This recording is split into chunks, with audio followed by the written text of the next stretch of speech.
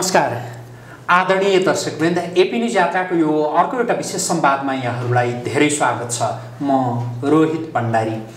दर्शकवृन्द, पूर्व राजा ज्ञानेन्द्र शाहलाई भारतको हरिद्वारमा जुन प्रकारले स्वागत र सम्मान गरियो त्यसको व्यापक चर्चा यति बेला भइरहेको छ र विशेष गरी नेपालमा राज संस्था पक्षधरहरू पूर्व राजा ज्ञानेन्द्र शाहलाई गरिएको त्यो स्वागत र सम्मानबाट उत्साहित भएका छन्। अब उहाँको फिर्ती सवारी हुँदै गर्दा यहाँ कस्ता दृश्यहरू देखिने हुन् त्यो अहिले यसै भन्न सकिने अवस्था छैन। नेपालमा राज संस्था पक्षधरहरूले उत्साह व्यक्त गर्नु अनि भारतमा चाहिँ त्यहाँकै सङ्घीय सरकारका एकजना मन्त्रीले ज्ञानेन्द्र शाहलाई नेपाल नरेश भनेर सम्बोधन गर्नु यो एउटा संयोग मात्रै हो या भारतको रणनीतिक चालबाजी पनि हो, यो यति बेला धेरैको मनमा उब्जिएको जिज्ञासा हो। र अहिले सरकार बनाउने, सरकार ढलाउने यो कसरत पनि चलिरहेको छ। सङ्घीय सरकार र होस् या प्रदेश सरकार। प्रदेशमा गण्डकी प्रदेशको सरकार, कर्णाली प्रदेशको सरकार, यो कति बेला ढल्छ, के हुन्छ भनेर यसै भन्न सकिने अवस्था छैन र यता केन्द्रमा पनि सरकार बनाउने र ढलाउने त्यो कसरत चलिरहेको छ। देशमा जे भइरहेको छ यो के हो, हामी यसैमा केन्द्रित रहेर कुराकानी गर्दैछौँ र यसका लागि यति बेला हामीसँग हुनुहुन्छ नेपाल नागरिक अभियानका राष्ट्रिय संयोजक पूर्व एआइजी डाक्टर ठाकुर मोहन श्रेष्ठ। उहाँलाई म स्वागत गर्छु। स्वागत छ यहाँलाई। धन्यवाद रोहितजी। आराम हुनुहुन्छ? ठिक छु। भारतमा पूर्व राजाको जुन प्रकारले स्वागत र सम्मान भयो त्यसबाट यहाँहरू त पक्कै उत्साहित हुनुहुन्छ नै, होइन? अब नेपालमा उहाँ फर्किने लाग्दाखेरि के सोचिरहनु भएको छ यति बेला? यहाँले बहुत गहन दुईटा पक्षलाई चाहिँ पहिलो चाहिँ हाम्रो वार्तामा समेटिदिनु भयो। एउटा यहाँलाई के लाग्छ, दोस्रो कुरा उहाँको मनमा के छ भनेर। महाधिराज सरकारको हृदयमा दिमागमा के छ भन्ने कुरा त मैले आधिकारिक रूपमा भन्न नसकौँला। यद्यपि पछिल्लो पटक जुन किसिमको एउटा चाहिँ सबै नेपाली दाजुभाइ दिदीबहिनीहरूको नाममा जुन आएर एउटा चाहिँ अनुरोध आयो, एउटा शुभकामना सन्देश आयो, त्यो सन्देशमा त देशका राजनीतिक अवस्था, भएका कमजोरीहरू, अब विकासका बाटा र अबको चाहिँ यसको चाहिँ राजनैतिक मुद्दाको निरीक्षणको लागि पनि त त्यहाँ स्पष्ट अपिल, अनुरोध, सङ्केतहरू आएकै छ। जहाँसम्म पहिलो त्यहाँ पाठ छ त्यो बारेमा चाहिँ मेरा अनुभवलाई राख्दाखेरि यो विश्वको 30% जनशक्तिको चाहिँ अगटा राखेको र पूर्वीय संस्कृतिको आदर्शको रूपमा रहेको र विश्व हिन्दूको सम्राटको रूपमा नरेश भनेर सम्बोधन हुने कुरा त कुनै मन्त्रीज्यूले भन्नुभयो अथवा नागरिकले भन्नुभयो भन्दाखेरि पनि सत्य त त्यही हो कि?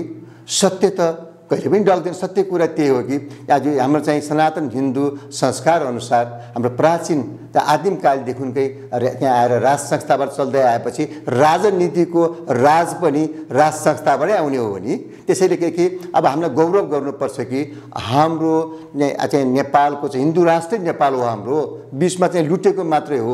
हिन्दू राष्ट्र नेपालको चाहिँ एउटा एकताको प्रतीक राज संस्थाका राजालाई अब हाम्रो छिमेकी राष्ट्रको अथवा हाम्रा धर्म संस्कारको चाहिँ धर्म थलको आबद्ध भएको छिमेकी राष्ट्रको भारतका विभिन्न वैदिक सनातन संस्थाहरूले चाहिँ आधिकारिक रूपमा दक्षिणी एसियामा नै आएर चाहिँ एउटा चर्चित व्यक्तिको चाहिँ रूपमा रहेर विश्व मानव र विश्व हिन्दूको आदर कदरको रूपमा सम्मान दिएको कुरा त हामी नेपालीलाई मात्र होइन, विश्व हिन्दूको लागि चाहिँ गौरवको कुरा हो नि।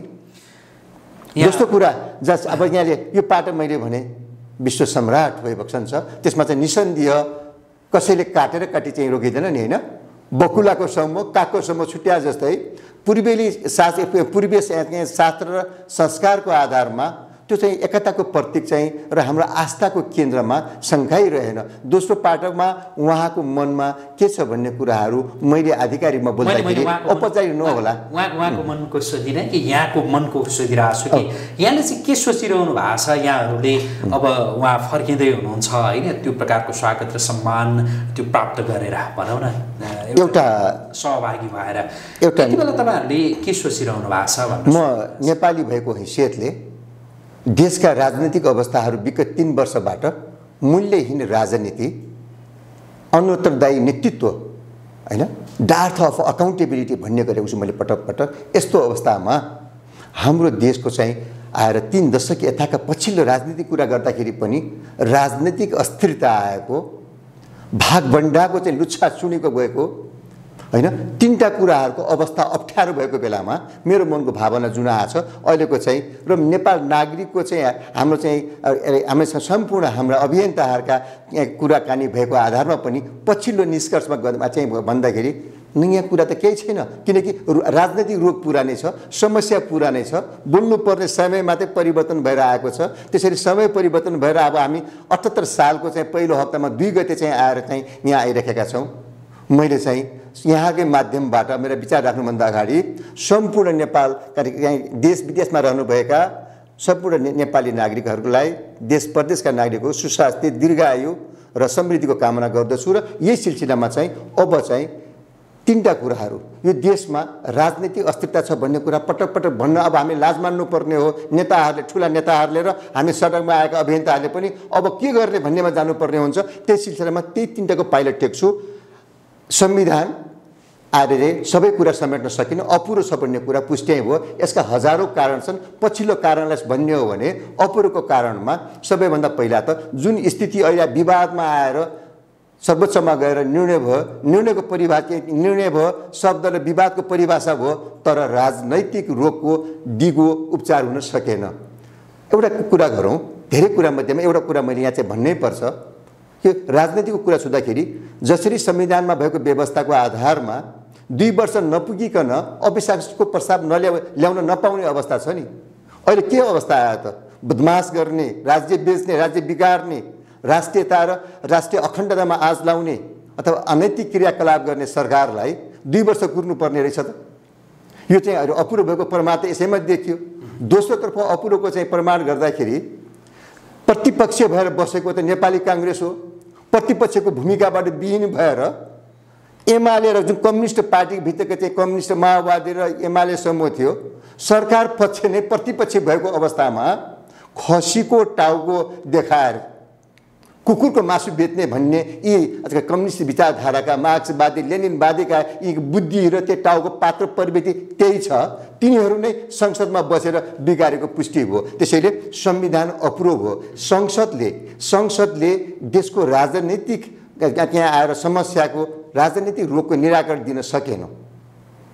त्यसैले तेस्रो कुरा अब के हो त भन्दाखेरि तेस्रो कुरामा जुन जसले संविधान बनाएर लागू गरे प्रतिपक्षमा छ नेपाली काङ्ग्रेस अथवा यिनै ठुला राजनीतिक दलहरूले संविधान त्यहाँ आएर लागू गरे, हतारमा लागू गरे, तर संविधानको स्वामित्व ग्रहण गर्न सकेन। मैले 3टा कुरा यहाँ ल्याएँ। संसदले निराकरण दिन सकेन, संविधान अपुरो भयो। तेस्रो कुरा ठुला राजनीतिक दलहरूले यसको स्वामित्व ग्रहण गर्न सकेन। समग्रमा आर्थिक, राजनीतिक, सामाजिक, संसदीय र संविधानको दृष्टिकोणले र नेताले देखाएका पात्र प्रवृत्ति ठुला दल, सरकार पक्षको दल र अहिले चाहिँ प्रतिपक्षमा रहनुपर्ने जुन रहन सकेको छन् त्यो दलले समेत देखाएको प्रवृत्ति, व्यवहार र अनुत्तरदायीपनले गर्दाखेरि राज्य चाहिँ फेलियर स्टेटमा गएको देखियो विभिन्न दृष्टिकोणले। त्यसैले अब के भन्दाखेरि यो 3टाको अवस्थामा त यहाँको भावना के छ भन्दाखेरि अब हाम्रो चाहिँ राष्ट्रिय एकताको प्रतीक श्री 5 महादेव सरकारको अहिले चाहिँ आएर एउटा हाम्रो चाहिँ कुम्भ पूर्वीय संस्कारको चाहिँ एउटा हिमायती र त्यो चाहिँ सेरोमनी हो। त्यहाँबाट आएर पवित्रता चाहिँ हासिल गरेर सबैको लागि, सबै हिन्दूको लागि आशीर्वाद लिएर आउँदै हुनुहुन्छ र त्यो आशीर्वाद कुनै एउटा हिन्दू बुद्ध अथवा किराँत भन्ने अथवा कुनै जाति विशेषता मात्र होइन, सिङ्गो नेपाल र सिङ्गो विश्वको लागि उपयोग गर्ने ठाउँ छ। त्यसैले अब मेरो मनको भावनामा सरकार कहिले सवारी के भइबक्सन छ, छिटोभन्दा मलाई जानकारी भएसम्म मास मिडियामा पनि आइरहेको छ, सायद अब यो बिचमा कुनै कारणले परिवर्तन भएन भने पर्सि अब आउने आइतबार दिउँसो चाहिँ भारतबाट नेपाल चाहिँ सवारी हुने प्रोग्राम मैले जानकारीमा आएको छ।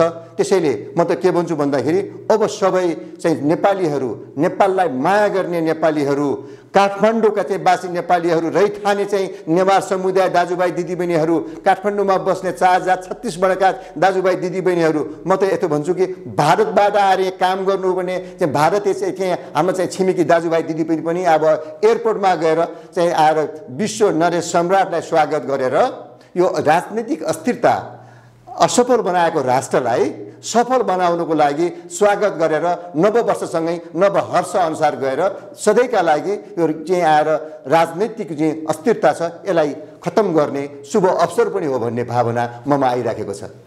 तपाईँ धेरै त्यो सूचना पनि त्यो सङ्कलन गर्ने व्यक्ति पनि हुनुहुन्छ। तपाईँ पूर्व एआइजी सुरक्षा क्षेत्रमा लामो समय रहेर काम गर्नुभएको व्यक्ति। त्यहाँ भारतमा पूर्व राजा ज्ञानेन्द्र शाहले, हुन त हामीले पूर्व राजा भन्ने शब्द प्रयोग गरिरहँदा यहाँहरूले चित्त पनि दुखाउनुहुन्छ। होइन, म दुखाउँदिनँ, हामी सम्बोधन गरिराखेको छौँ। अब जस्तो त्यहाँ चाहिँ उहाँको राजनैतिक भेटघाट पनि भयो भन्ने कुरा पनि आइरहेको थियो। तपाईँसँग भएको त्यो जानकारी चाहिँ दिइदिनुहोस् त, त्यहाँ के भयो, के हो, बाहिर आएका कुराहरू र कति नआएका कुराहरू पनि हो। मैले पनि अन्तर्राष्ट्रिय राष्ट्रिय होइन हाम्रो एसियाका न्युजहरू हेरेर भन्ने हो। म पनि त आधिकारिक त्यहाँको सचिवालयको व्यक्ति त म होइन। यद्यपि यहाँहरूको सचिवालय माध्यमबाट आएको कुरामा त विभिन्न किसिमको त्यहाँ आएर सङ्घ संस्थाका भेटघाट, विभिन्न विशिष्ट व्यक्तित्वहरूबाट भेटघाट भएका कुराहरू बाहिर आइसकेको हुनाले कोसँग भेट भयो भन्ने हुँदैन। एउटा के भन्दाखेरि देशमा समस्या आएको छ, विश्वमा समस्या आएको छ। साउथ एसियामा नेपालको चाहिँ पोलिटिकल जुन इन्स्टेबिलिटी फोकल पोइन्ट बनेको छ। दक्षिण एसियाको लागि अहिले नेपाल चाहिँ विश्वको लागि नै एउटा चाहिँ केन्द्रबिन्दु बनेको छ। हेर्नुहोस् कुन अर्थमा भन्दाखेरि आएर साउथ एसियाबाट आर्थिक दृष्टिकोणले, प्रविधिको दृष्टिकोणले र त्यहाँ जनसङ्ख्याको डेमोग्राफीको दृष्टिकोणले पनि ठुला राष्ट्रको बिचमा छौँ। पुरानो चाहिँ हाम्रो बडा राष्ट्र निर्माता बडा महादेव पृथ्वीनारायण शाह सरकारले भनी बक्सेको आधारमा चाहिँ नेपाल दुईटा ढुङ्गा चाहिँ चट्टान बिचको तरुल हो, दुई ढुङ्गा बिचको तरुल हो। तर अब अहिले चाहिँ त्यो कुराको आदर्श छँदैछ। अब हामीले भन्दाखेरि त यो अवसरमा त भेटघाटको कुराको सँगसँगै दुईटा अवसर बिचको नेपालको राजनीतिक विषय, यहाँको अवस्थिति त दुईटा ठुला विकासका सम्भावना, ठुला बजार बिचमा, ठुला शक्तिको बिचमा बसेको नेपाल चाहिँ त चान्चुने नेपाल होइन नि। त्यस्तो नेपालको राष्ट्रिय एकताको प्रतीक महाधिराज सरकारको चाहिँ जुन त्यहाँ आएर एउटा त्यहाँ वैदिक एउटा आएर सङ्घ संस्थाबाट आमन्त्रण आए तापनि यसले दिएको भाव के आएको छ, विश्वमा के भाव गएको छ, त्यो कुरा चाहिँ गहन हो जस्तो लाग्छ मलाई रोहितजी। त्यस अर्थमा चाहिँ यो देशको राजनीतिक अस्थिरताको लागि, यो देशको राष्ट्रिय पहिचान कायम गर्दाखेरि नेपालको मात्रै पहिचान कायम रहने, नेपालीको मात्रै इज्जत रहने होइन, विश्व शान्तिलाई मद्दत पुग्छ। नेपाल शान्ति हुँदाखेरि विश्व मानवताको शान्तिलाई मद्दत पुग्छ। भारत र चीनको बिचको चाहिँ हुन सक्ने त्यहाँ आएर मनमुटावलाई कम गर्नको लागि पनि नेपाल चाहिँ एउटा सक्षम भएर बस्दाखेरि एउटा चाहिँ असंलग्न परराष्ट्र नीतिको लागि चाहिँ पालना गर्ने एउटा चाहिँ थाई संस्थाको कमी भएको कारणले चाहिँ राजनीतिक अस्थिरता आएको हो नि, पुष्टि भइसक्यो नि। सबै दलहरूको चाहिँ प्रयोगशाला बनिसके, सबै राजनैतिक वादहरू चाहिँ आएर प्रयोग भइसके, मात्र चाहिँ राज संस्था चाहिँ आएर भारत र चीनको बिचमा चाहिँ असंलग्न भएर बस्न सक्ने संस्थाको रूपमा आएको र एकताको प्रतीक भएको हुनाले त्यसको महत्त्व झन बढेको हुनाले त्यहाँको भेटघाटहरू, धार्मिक चाहिँ भेटघाट, धार्मिक यात्रा, साथसाथै अहिले त यो डिजिटलको चाहिँ एज हो, ग्लोबलाइजेसनको एज हो, विभिन्न माध्यमबाट भेटहरू भइरहेका छन् र कूटनीतिका चाहिँ आएर औपचारिक भेटघाट नभए पनि अनौपचारिक भेटघाट गएको त आम सञ्चारमा आएको हुनाले यो भेटघाट, यो अवसरले देशमा चाहिँ को सानो ठुलो भन्ने भन्दा पनि यो देशको दिगो शान्तिको लागि नेपालमा भएका सम्भावनाहरू, प्रशस्त सम्भावनाहरू छ, सम्भावनाको प्रयोग गरेर समृद्ध नेपाल बनाउनको लागि पनि यो स्टेप चाहिँ अहिले चाहिँ महत्त्वपूर्ण छ। आखो चाहिँ पोइन्ट भन्दाखेरि अब पछिल्लो कुरालाईसँग जोड्नै पर्ने हुन्छ। संविधान बन्दाको बखतमा 3टा कुरामा चाहिँ ह्यामर हान्नेको कुराहरू हामी पटक पटक गर्छौँ। त्यो कुरालाई पाइलो टेक्नैपर्छ हामीले त्यही राजनीतिक रोगको निराकरण गर्दाखेरि र वर्तमान परिप्रेक्ष्यमा विश्लेषण गरेर वर्तमान र भविष्यको नेपालको चाहिँ हामी चाहिँ उन्नतिको लागि हेर्दाखेरि संविधानमा 3टा कुरालाई चाहिँ जसरी चाहिँ आएर विभिन्न पश्चिमा राष्ट्रका र अन्य बाह्य शक्तिको चाहिँ जान अनजानमा भएका कमी कमजोरीहरू छिमेकीबाट केही कमजोरी भएका पनि छन्, हाम्रै राष्ट्रका नेताबाट कमी कमजोरी भएकै छन्, तथापि संहिताको चाहिँ बिना अध्ययन ल्याउनु त्यो चाहिँ हरेक दृष्टिकोणले हाम्रो राष्ट्रको चाहिँ हितको पक्षमा छैन। हाम्रो चाहिँ आएर धर्मनिरपेक्षता ल्यायो, नेपालको प्राचीन सनातन संस्कारलाई मासिदियो, त्यो कारणको रोग आजसम्म निराकरण भएको छैन।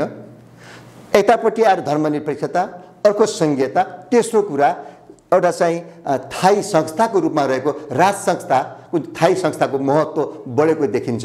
यही विवादमा चाहिँ बीचमा चाहिँ संविधानको पालनामा होस् अथवा देशको चाहिँ विकासका कुरा र पद्धतिको कुरामा होस्, पछिल्लो पटक मुलुकले त 2टा राष्ट्रपतिको चाहिँ शासन पनि हेरिसकेको छ। राष्ट्रपतिको चाहिँ प्रस्तुति, राष्ट्रपतिको गतिविधि, सम्माननीय राष्ट्रपतिको गतिविधिमा समेत प्रश्न उठेको बेलामा यो चाहिँ व्यवस्था असफल भएको, संविधान अपुरो भएको, त्यसैले राजनीतिक रोगको निराकरणको रूपमा अहिले महाधिरा सरकारको त्यहाँ भेटघाट उहाँले पाएको चाहिँ एउटा विश्वलाई पाएको सम्राटको चाहिँ यो इज्जत एउटा नेपालीको लागि मात्र होइन, नेपालको चाहिँ पहिचानको लागि हो, विश्व हिन्दूको चाहिँ एउटा चाहिँ र चाहिँ ओमकार समूहको लागि अस्तित्व र पूर्वेली संस्कारको लागि त्यो बीज बचाउने आदर्श पद्धति र बचाउने बेला पनि हो। र नेपालको चाहिँ आएर जुन राजनीतिक यो असन्तुलित राजनीतिलाई अब चाहिँ दिशाहीन भएको राजनीतिलाई स्थिरतामा ल्याउने र मूल्य भेल्यु पोलिटिक्सको भेल्यु बेस्ड पोलिटिक्समा जाने अथवा राज संस्था सहितको प्रजातन्त्रमा जानको लागि र नेपालको विकास गर्नको लागि शुभ अवसर हो। नववर्षसँगै यसरी हामी सबै मिलेर हिमाल पहाड तराई मिलेर ठुला राष्ट्रका चाहिँ त्यहाँसँग पनि हामीले चाहिँ कूटनीतिक सम्बन्ध कायम राखेर छिमेकीसँग नजिकको सम्बन्ध कायम राख्ने, सीमा पारसँग चाहिँ आएर हामीले मैत्री सम्बन्ध कायम राखेर जाउँ। हामीसँग सम्भावना धेरै छ, सुनको थाली हामीसँग छ, सुकी पैसा मागिरहेका छौँ। फरक त्यति हो कि मूल्यहीन राजनीति र त्यही पुरानै पात्र र प्रवृत्तिहरू मार्क्सवाद लेनिनवादको चाहिँ आदर्श झाड्ने, माटो चाहिँ सुहाउँदो व्यवस्था नहुने, अनि आएर जनताका लागि चाहिँ नेपालको नागरिक र नेपालको हित नहुने, ठुला पार्टीका ठुला नेता भएर प्रधानमन्त्री, गृहमन्त्री, अर्थमन्त्री भएर बस्ने कतिपय विज्ञहरू पनि आएर चाहिँ विभिन्न वादमा लागेर बिग्रिदिने, यस्तो अवस्थामा चाहिँ सम्हाल्ने मियो भनेको को त? मियो भनेको पूर्वीय संस्कार संस्कृतिको र पछिल्लो पटक चाहिँ आएर पृथ्वीनारायण शाह सरकारको वंशबाट शासित राज संस्थाको चाहिँ जुन चाहिँ राज संस्थाको प्रतीक रूपमा राखौँ। राज संस्थाको मोडालिटीहरू फरक हुन्छ, अध्ययन छलफल गर्न सकिन्छ, विभिन्न मोडालिटीहरू हुन्छन्, तथापि माटो सुहाउँदोको लागि 2047 सालको संविधानले ल्याएको संवैधानिक राज संस्थालाई नै हामीले सदुपयोग गर्न सक्नुपर्छ। त्यो सदुपयोग गर्यो भने 21औं शताब्दीको लागि एउटा चाहिँ निसन्देह हाम्रो चाहिँ विकासका राजमार्ग, शान्तिको राजमार्ग र सबै जात जाति धर्म संस्कारको सद्भावको लागि त्यो राजमार्ग पुनः खोल्नुपर्ने बेला आएको छ। पुनर्लेखन संविधानको गरौँ, त्यहाँ आएको चाहिँ विज्ञबाट हुनसक्छ। यसरी अगाडि बढ्नुपर्छ जस्तो लाग्छ। रोहितजी, तपाईहरू अब तत्काल के गर्दै हुनुहुन्छ? अझ तत्काल मैले यो शब्द किन प्रयोग गरेँ भने उहाँ जहिले फर्किँदै हुनुहुन्छ, उहाँ फर्किँदै गर्दा तपाईँलाई अघि धेरैका लागि त्यो आह्वान गर्नुभयो होइन, एयरपोर्टमा जाउँ भनेर जे भन्नुभयो नि, तपाईँहरूको अभियानका तर्फबाट त्यो दिन विशेष के गर्दै हुनुहुन्छ? म त अहिले पनि हात जोडेर भन्छु नेपाली दाजुभाइ दिदीबहिनीहरू, विशेष गरेर अझ यो उपत्यकावासीहरू काठमाडौँ, भक्तपुर, ललितपुर र कीर्तिपुरको चाहिँ मात्र रहनुभएका कोही डेरावासी हुनुहुन्छ, कोही रैथाने समुदायहरू हुन्छ, जो भए पनि नेपालीहरू बाजुरा, खोटाङ र तराईको नेपाली आउन खर्च हुन्छ। यहीँकै चाहिँ नेपाली नागरिकहरू जागौँ। विशेषतः हाम्रो यहाँको नेवार समुदायका सम्पूर्ण चाहिँ आदरणीय चाहिँ नेवार चाहिँ झी नेवार समुदायहरू झाछ समय होला, यो राज्य बचाउँ, संस्कार बचाउँ। गुठीमा चाहिँ राजनीति गरिदिएको छ, बहिलहरूमा, मन्दिरहरूमा, गुम्बामा, चैत्यमा चाहिँ आएर यिनीहरूले राजनीति गरेको छ। त्यो राजनीतिभन्दा माथि हाम्रो धर्म संस्कार संस्कृतिलाई धर्मभन्दा माथि राखौँ। राज संस्थाको चाहिँ यो एउटा जुन गरिमामय चाहिँ हाम्रो स्थान छ, त्यहाँ आएर यो स्थानलाई हामी आएर तलका राजनीतिभन्दा माथि राखेर राष्ट्रिय एकताको प्रतीकको रूपमा चाहिँ गौरवशाली स्थानमा राखौँ। समय आयो यो देशको चाहिँ क्षतिहरू हामी देखिसक्यौँ। 17,000 भन्दा मान्छे भन्दा बढी मान्छे मारिसके। अहिले पनि एमाले कम्युनिस्ट भन्छको चाहिँ प्रजातन्त्रवादी भन्छ सबैको प्रयोग भइसक्यो। आदरणीय उपत्यकावासीहरू आउनुहोस्, आइतबार ये 5 गते चैत्र 5 गते आइतबार 1 बजे एयरपोर्टमा जाउँ। हामी सबै एकताको प्रतीक राज संस्थाका चाहिँ प्रत्येक राजालाई ल्याएर आएर स्वागत गरौँ र चाहिँ गोल मेचको लागि आह्वान गरौँ। ठुला पार्टीले आह्वान गरोस्, प्रतिपक्षमा रहने पार्टी पनि आऊ, सडकमा रहेका हामी राष्ट्रवादी देशवादी देशभक्तहरू पनि सबै आऊ। सञ्चारकर्मी साथीहरूलाई नि हात जोडेर भन्छु, प्रचार गरिदिनुहोस्, बोलाइदिनुहोस्, सबैभन्दा सबै मान्छे जम्मा हौँ, एउटा शान्त किसिमले आऊ। स्वास्थ्यका लागि हेल्थ एन्ड सेफ्टीको चाहिँ अथवा कोभिडको त्रासहरू हामीले चाहिँ हाम्रो दिमागमा राखिराखेको छ। त्यसका मास्क लगाएर हामी चाहिँ डिस्टेन्स मेन्टेन गरेर सडकमा उभिएर हाम्रो चाहिँ आएर एकताका प्रतीक श्रीपाद महाधिर सरकारलाई स्वागत गरौँ। आफ्नो घर आँगन अगाडिबाट स्वागत गरौँ। एयरपोर्टमा चाहिँ जान सक्ने आफ्नै खर्चमा आऊ। हामीसँग चाहिँ पैसा खर्च गरेर गाडी ल्याउने हामीसँग होइन।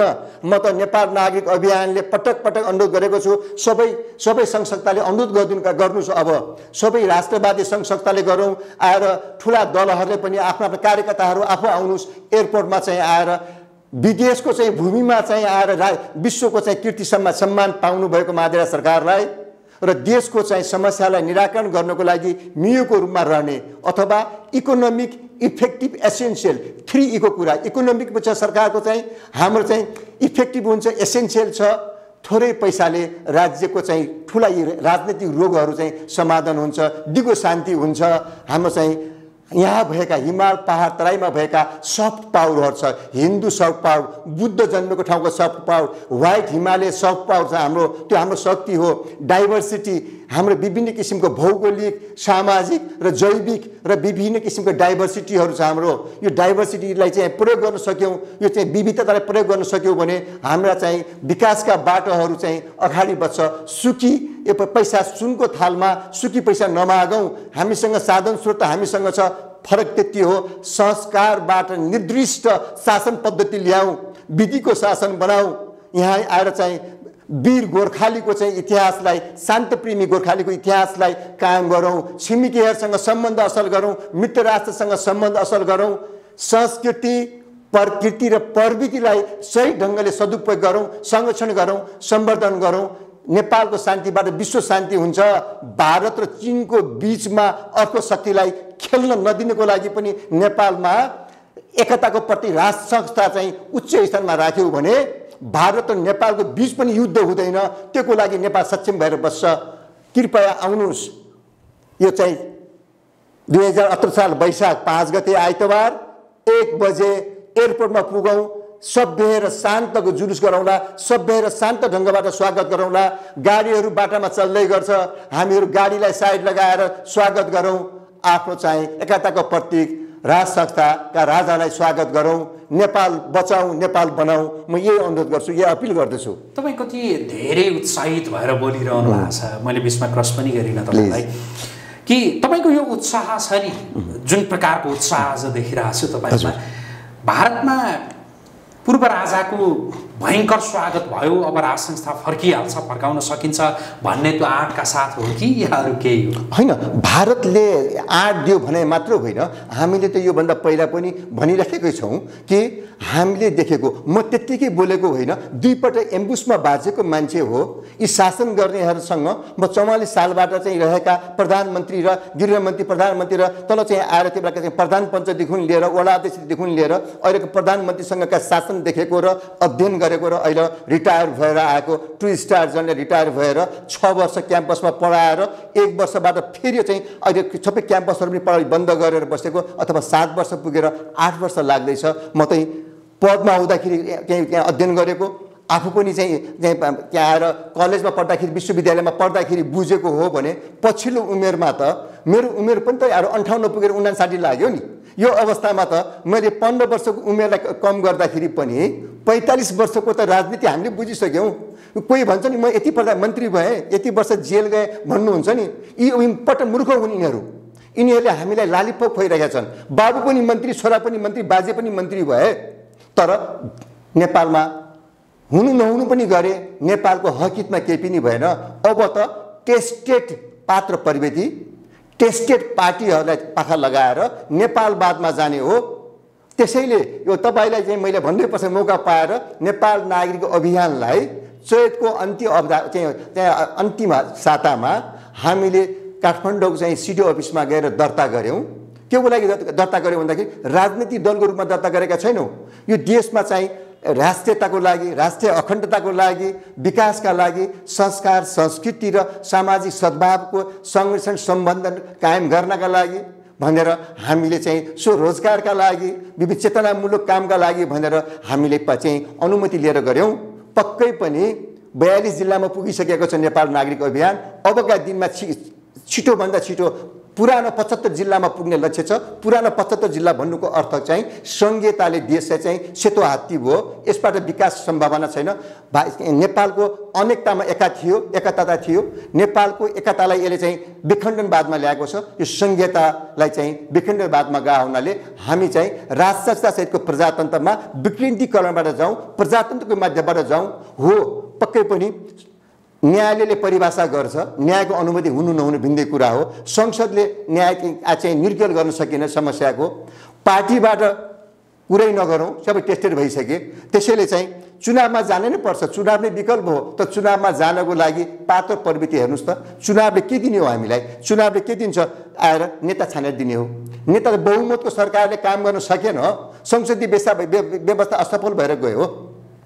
त्यसैले पात्र र प्रवृत्ति हुने अरबौं रुपियाँ खरबौं रुपियाँ खर्च गरेर चुनाव किन गर्ने? त्यसैले गोल मेचबाट जानुपर्छ। अब गोल मेचमा हामी जस्ता राष्ट्रवादी चाहिँ निस्वार्थ लागेका सङ्घ संस्थाका प्रतिनिधि बोलाउँ सरकारले। राष्ट्रपतिज्यूले सम्माननीय राष्ट्रपतिज्यूले बोलाउनुपर्छ। निषेधको राजनीति कसैले गर्नु हुँदैन। अझ मैले स्मरण गर्नैपर्छ यहाँको आजको यो चाहिँ यो विशेष यो चाहिँ 78 सालको पहिलो यो चाहिँ मैले अपिल अन्तर्वार्ताको मौका पाएको छु। यहाँको चाहिँ AP1 को चाहिँ रोहितजीले मलाई बोलाएर मौका दिनुभएको छ। यहाँले क्रस क्वेसन गर्नुहोस्। हामीसँग विकासका राजमार्गहरू छ, सम्भावना छ। यो देशमा समस्या मात्र होइन, समाधानका पाटा प्रशस्त छन्। सुधारवादी राष्ट्रवादी लिडरसिपको नैतिकवान इमान्दार लिडरसिपको खाँचो हो। यहाँका विशेषज्ञलाई प्रयोग गर्यो भने देश बन्छ। त्यसको लागि चाहिँ अब हामीले चाहिँ यो बेलामा चाहिँ गोल मेचको लागि सबै चाहिँ आएर राष्ट्रवादी सङ्घ संस्थाका चाहिँ यसलाई पनि बोलाउने, ठुला पार्टीहरू पनि बस्ने। एउटा त्यसपछि गयो भने हामीले विदेशीलाई बोलाएर समस्या समाधान गर्नुपर्ने जरुरी छैन। 12 बुँदे पहिला बन्यो, अब अर्को बुँदे चाहिँ चाइनामा अथवा अमेरिकामा, अस्ट्रेलियामा अथवा फेरि दिल्लीमा नबनोस्, नेपालमै बन्नुपर्छ। That is possible.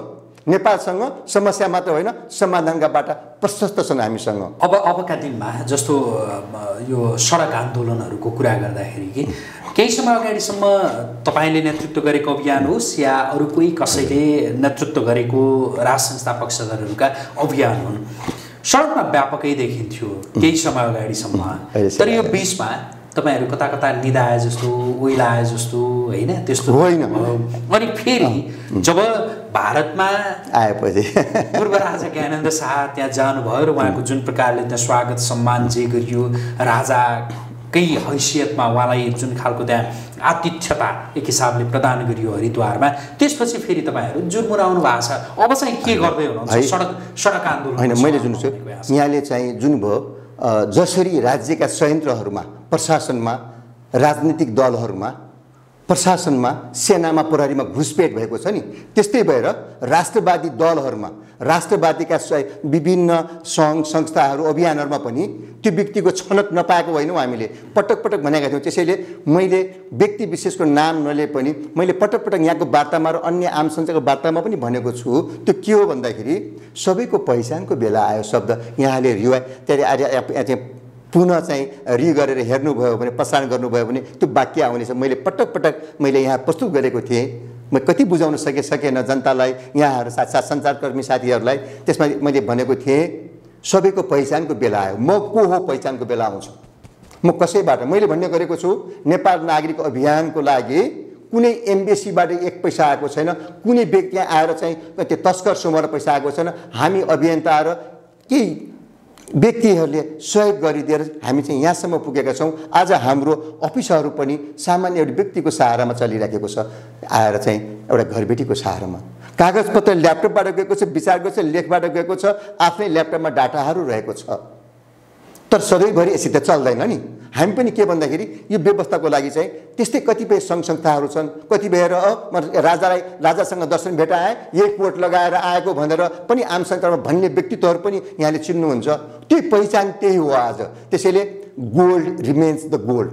सुनलाई आगोमा हाल्यो भने झन् त्यसको प्योरिटी बढेर आउँछ, शुद्धता बढेर आउँछ भने राष्ट्रवादी र स्वच्छता भएको इमान्दार चाहिँ अभियन्ताहरू, इमान्दार राजनेताहरू, इमान्दार पार्टीका चाहिँ व्यक्तिहरू, इमान्दार पत्रकार, इमान्दार व्यापारी जोसुकै पनि को पहिचानको बेला यस्ता राज्यलाई अप्ठ्यारो भएको बेलामा आउँछ।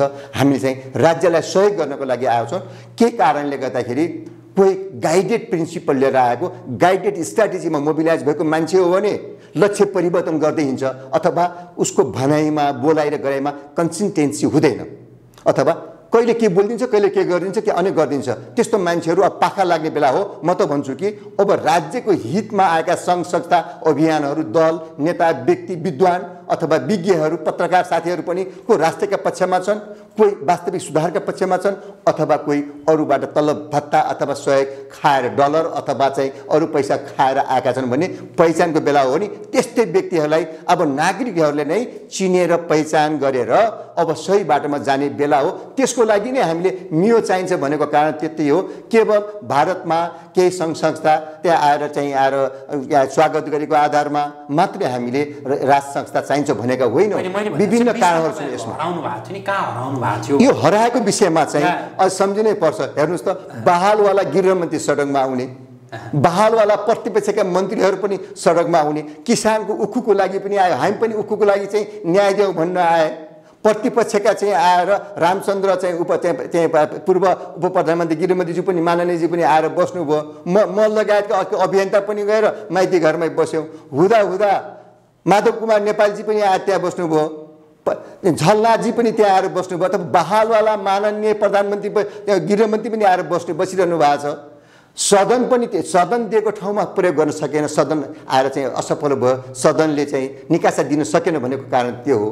आएर के भन्दाखेरि यहाँ त आएर चाहिँ बुवासोको चाहिँ त्यो त्यहाँ छाला अथवा स्यालको छालामा बाघको रजाइ गरेको त पुष्टि भइसक्यो नि। आफू मन्त्री भइरहने, सरकार पक्षको माननीय भइरहने, सडकमा आएर फेरि सरकारको विरोध पनि गर्ने, जनतालाई लालीपपमा हाल्ने, यति समय देख्नु भएन। र अब हामी चाहिँ स्वागत गर्न गयो भने भोलि बन्द गर भन्न सक्छ, जनतालाई कहिले पनि बन्द गर्न सक्दैन कि सरकारले। हेर्नुहोस् त, अहिले चाहिँ भक्तपुरमा त्यही प्राचीन कालबाट चल्दै आएको प्रकृति संस्कृतिसँग र समुदायको चाहिँ पहिचान, संस्कार र आस्थासँग आबद्ध भएको बिस्केट जात्रा त भयो त भएन र? भयो नि। अनि आएर करोडौँ मान्छे आएर सहभागी हुने कुम्भ भयो। कुम्भ मेलामा हाम्रो चाहिँ आएर माझा सरकारले चाहिँ आएर चाहिँ त्यस्तो अतिथि पाएर चाहिँ आएर शाही स्नान गरेर आइबक्सदी हुनुहुन्छ, पालो हुनुहुन्छ अहिले। भनेपछि यो अवस्थामा त कोभिडको लागि त हामी प्रिकसन हुनैपर्छ, स्वास्थ्यको लागि प्रिकसन लिने हो। तर व्यापारको लागि, मास्क बिगाउनको लागि चाहिँ सेनिटाइजर बिगाउनको लागि मात्रै हो भने त्यो गलत हो। राज्यले त पक्कै पनि अब सेकेन्ड क्याटेगोरीको चाहिँ कोभिड आयो भन्ने पनि हल्ला चाहिँ आएको छ, समाचार पढ्न पाइन्छ। त्यसको लागि तयारी आयो त भन्ने तयारी के त अब फेरि उस्तै अनि लट्ठी हालेर मात्रै चाहिँ नागरिकलाई कोठाभित्र बस भन्ने, त्यो गलत, त्यो चाहिँ नगर्नु होला। हामी चाहिँ नेपालको चाहिँ हाम्रो संस्कार संस्कृतिले धेरै बेहोर्दै आएको छ। यो ठाउँमा चाहिँ कुरा गर्दाखेरि हेर्नुहोस्, यो ठाउँमा विचित्र कुरा छ। सम्झिनुहोस् त, यो चाहिँ एकीकरणको बेलामा बडामहाराजा पृथ्वीनारायण शाह सरकार कहाँबाट आएको? गोर्खाको सानो गाउँको राजा र यहाँ चाहिँ नेवार राजाको चाहिँ मल्ल राजाको चाहिँ शक्ति, साधन, म्यानेजमेन्ट, संस्कृति, भाषा, वेशभूषा र तयारी बन्दोबस्त त अहिले अमेरिकाको नेपालको तुलना गरे जस्तै त्यस्तै सुरक्षाको सामरिक महत्त्वमा त मल्ल राजा चाहिँ व्यवस्थित थियो नि, बलियो थियो नि। तैपनि आएर गोर्खाको चाहिँ सानो गाउँको झुपडीमा बस्ने चाहिँ राजा आएर चाहिँ आउनुभयो। उहाँले चाहिँ लिइसकेपछि के गर्नुभयो? सबैभन्दा पहिला यहाँको वेशभूषा, भाषालाई उहाँले कदर गर्नुभयो। हाम्रो चाहिँ आएर कुमारीको चाहिँ खुट्टामा चाहिँ ढोकेर आशीर्वाद लिनुभयो। हाम्रा बहाबहिलहरू विभिन्न चोक, धारा, पानी, हिटीहरूको मन्दिरको चाहिँ संरक्षणको लागि गुठी व्यवस्थाहरू भए। हाम्रा चाडबाडहरू, नेवारका चाडबाडहरू चाहिँ आएर चाहिँ सुचारू रूपले चल्न पाए। कहिले पनि हाम्रो चाहिँ भाषा र हाम्रो चाहिँ संस्कृतिमा आएर चाहिँ शाह सरकारले चाहिँ कहिले पनि आएर चाहिँ दबाब दिएन हो।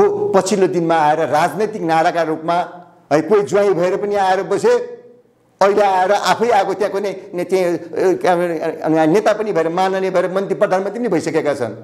त्यो त काठमाडौँको चाहिँ नेवारवासीको उद्धारता हो नि, उहाँलाई वेलकम गरेर चाहिँ मौका दिएको हो। तर मौकामा चौका हाने, चौका देशको विकासको लागि हानेनन्, आफ्नो भुँडी भर्न, आफ्नो महल ठडाउन, आफ्ना चाहिँ आएर चाहिँ व्यक्ति विशेषलाई चाहिँ आएर चाहिँ जिम्मेवारी दिन मात्रै पात्र प्रविधि गएको हुनाले देशको हितमा नलागेकोले अब भनेको देशको संस्कार संस्कृति बचाउनको लागि, हिमाल पहाड तराईको एकता कायम गर्नको लागि नेपालका सफ्ट पावरहरू Hindu knowledge belt, Buddha knowledge belt, white Himalayan belt र यहाँको डाइभर्सिटीलाई युज गर्ने र हाम्रो गोर्खाको इमान्दारिता र गोर्खाको साहस छ नि, गोर्खा भने चिन्ने त्यो चिजलाई युज गर्न सक्यौँ भने त छिटोभन्दा छिटो हामी चाहिँ धनी देश हुन्छौँ। हामी प्रविधि किनौला, संस्कृति प्रकृति र प्रविधिलाई, कल्चर नेचर र टेक्नोलोजीलाई कम्बाइन गरेर राष्ट्र र राष्ट्रवासीको हितमा प्रयोग गर्नुहुने पर्नेछ, मानवताको हितमा प्रयोग गर्नुपर्नेछ। यो मौका आएको चाहिँ छ भनाइ हो मेरो चाहिँ। हुन्छ, आजका लागि कुराकानी यति गरौँ। जुन समय दिनुभयो यहाँले, यसका लागि यहाँलाई धेरै धन्यवाद। अब यहाँहरू सञ्चारकर्मी साथीहरूले पनि यो चाहिँ 2078 सालको वैशाख 5 गते 1 बजे एयरपोर्टमा पुग्ने, सभ्य भएर हामी चाहिँ सडकको साइड लागेर स्वागत गर्ने, झन्डा लिएर आउँ, पार्टीको झन्डा होइन, कुनै दलको झन्डा, व्यक्तिको झन्डा होइन, नेपालको झन्डा लिएर आएर स्वागत गरौँ, खुसीले ताली बजाएर स्वागत गरौँ, दर्शन गरेर स्वागत गरौँ र आएर चाहिँ एउटा मेसेज दिउँ कि यो देशमा अब चाहिँ सबै पार्टीहरूको चाहिँ प्रयोग भइसकेको हुनाले राजसत्तालाई ल्याएर राखौँ र त्यसको मुनिमा हामीले प्रजातान्त्रिक अभ्यासहरू गरौँ, विभिन्न चुनाव गरौँ, निष्पक्ष भएर गरौँ र अब चाहिँ सबैलाई सम्हाल्ने, सबैलाई नियन्त्रण गर्ने भनेको मियो भनेको राजसत्ता हो। स्थायी रूपमा राखौँ। मोडालिटी त कति कुरा हुन्छ, माटो सुहाउँदो व्यवस्थाको लागि विकल्पै हुँदैन। म त्यही अनुरोध गर्दछु। मौका दिनुभयो, धन्यवाद। धन्यवाद। आदरणीय दर्शकवृन्द, हामी कुराकानी गर्दैथ्यौँ पूर्व एआइजी नेपाल नागरिक अभियानका राष्ट्रिय संयोजक डाक्टर ठाकुर मोहन श्रेष्ठसँग। उहाँसँगको यो कुराकानीसँगै एपी न्युज यात्राको विशेष संवाद अहिलेका लागि यहीँ सकिन्छ। एपी न्युज यात्रा सँगै रहनुहोला। नमस्कार।